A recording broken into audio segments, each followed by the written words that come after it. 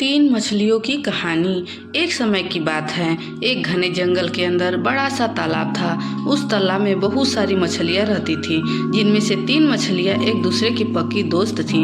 इन तीनों का स्वभाव बिल्कुल अलग था। इनमें से दो बहुत समझदार थीं। पहली संकट आने के पहले ही अपना बचाव कर लेती थी, दूसरी संकट आने पर अपनी सुरक्षा कर लेती थी, जबकि तीसरी बहू सब कुछ भाग्य पर छोड़ देती थी। तीसरी मछली कहती कि अगर भाग्य में संकट होगा तो हम कुछ नहीं कर सकते, और भाग्य में नहीं होगा तो कोई भी हमारा कुछ नहीं कर सकता।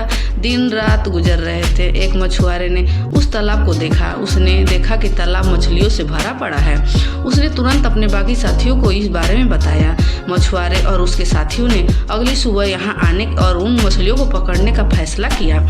लेकिन मछली ने मछुआरे और उनके साथियों की बातचीत सुन ली थी, तो उसने तुरंत तालाब में रहने वाली सभी मछलियों को इकट्ठा किया और सारी बात बता दी। पहली मछली बोली कि हो सकता है कि कल मछुआरे आकर हमें जाल में पकड़कर ले जाए, उससे पहले कि हमें यह स्थान छोड़ देना चाहिए। तभी तीसरी नंबर की मछली बोली कि अगर वो कल नहीं आए तो यह हमारा घर है, हम कैसे इसे छोड़कर जा सकते हैं। अगर भाग्य में लिखा होगा तो हम कहीं भी वो मारे जाएंगे, और नहीं लिखा होगा तो हमें कुछ नहीं होगा।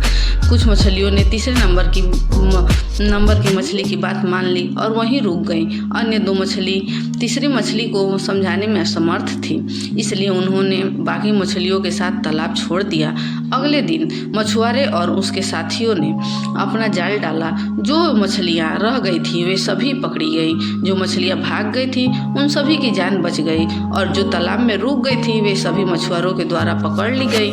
मछुआरे ने उन्हें एक टोकरे में डाल दिया, जहां सभी तड़प तड़प के मर गई।